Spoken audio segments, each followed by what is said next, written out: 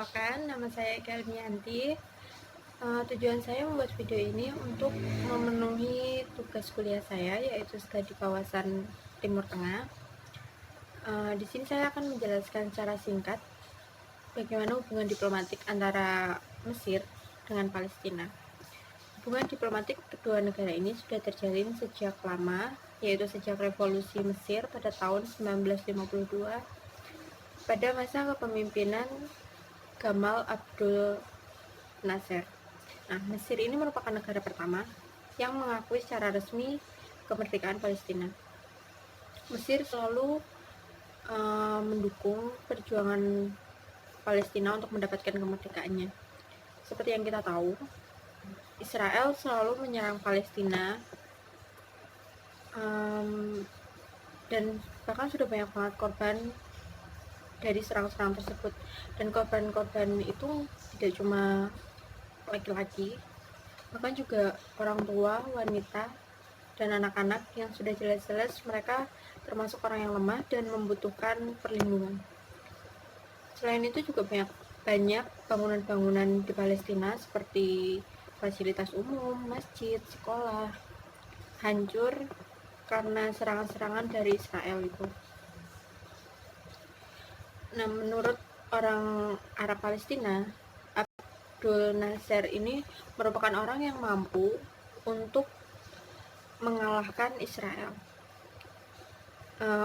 Abdul Nasser selalu mengupayakan untuk Palestina agar negara tersebut merdeka dan tidak mendapat serangan terus-menerus dari Israel, dengan cara Abdul Nasser mendekati negara-negara Arab untuk memusuhi Israel, dan komunikasi yang dilakukan Abdul Nasser tersebut berhasil dan membuat negara-negara Arab tidak mengakui Israel sebagai negara. Bahkan negara-negara Arab menyerang negara Israel. Lalu setelah masa pemerintahan Abdul Nasser, setelah Abdul Nasser itu meninggal, digantikan oleh masa pemerintahan Anwar Sadat.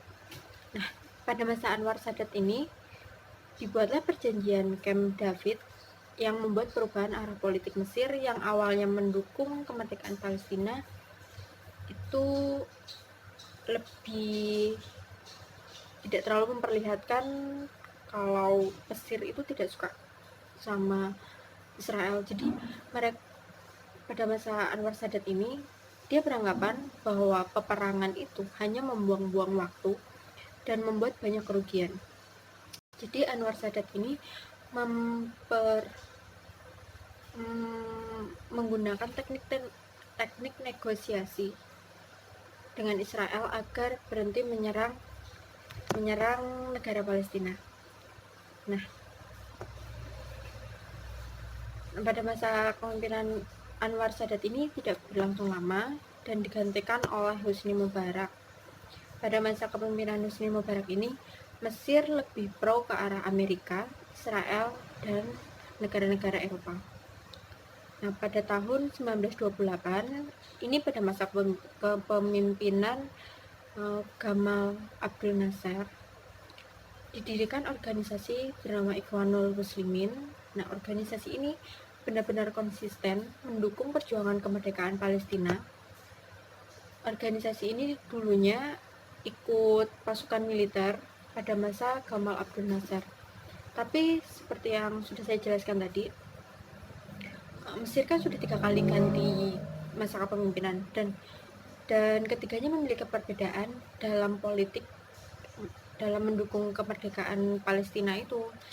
Tapi organisasi ini selalu mendukung Palestina, meskipun organisasi ini harus berlawanan dengan pemerintah Mesir itu sendiri.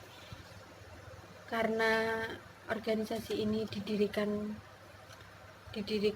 pada masa kepemimpinan Abdul Nasser, maka organisasi ini selalu berusaha untuk berusaha untuk agar negara Palestina itu mendapatkan kemerdekaannya, bukan hanya bukan selalu dapat serangan dari Israel gitu. Nah, pada masa kepemimpinan Abdul Nasser ini, mengapa negara-negara Arab itu mau bergabung dengan Mesir untuk memusuhi Israel? Karena pada masa itu Mesir dekat dengan Uni Soviet dan Cina, sehingga mereka mendapat suplai senjata-senjata militer dari Uni Soviet dan Cina. Hal itu yang membuat militer Mesir itu kuat, dan Mesir memiliki pengaruh yang kuat di Timur Tengah, terutama dengan negara-negara Arab tersebut. Lalu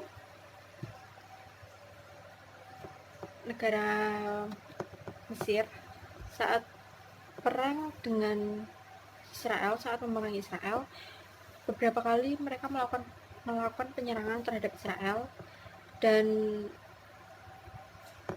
karena Israel juga termasuk negara yang memiliki posisi kuat di Timur Tengah, ada saat Israel itu menang dalam peperangan itu. Kalau tidak salah, peperangannya selama terjadi 3 atau 6 hari. Sampai saat ini Mesir selalu berupaya dan mendukung untuk kemerdekaan Palestina. Karena seperti kita lihatlah, serangan-serangan Israel terhadap negara Palestina itu benar-benar tidak berbudi kemanusiaan. Mereka tidak pandang bulu, entah itu anak kecil, wanita, atau bahkan orang tua pun mereka tidak peduli, bahkan tetap selalu menyerang. Itu tadi penjelasan secara singkat tentang hubungan diplomatik antara negara Mesir dengan negara Palestina. Sekian yang bisa saya sampaikan tentang hubungan negara Mesir dan Palestina, karena data yang saya dapat sedikit dan benar-benar sulit untuk mendapatkan data ini. Mungkin masih banyak juga yang belum saya sampaikan. Saya harap kalian semua memaklumi itu. Terima kasih atas perhatiannya.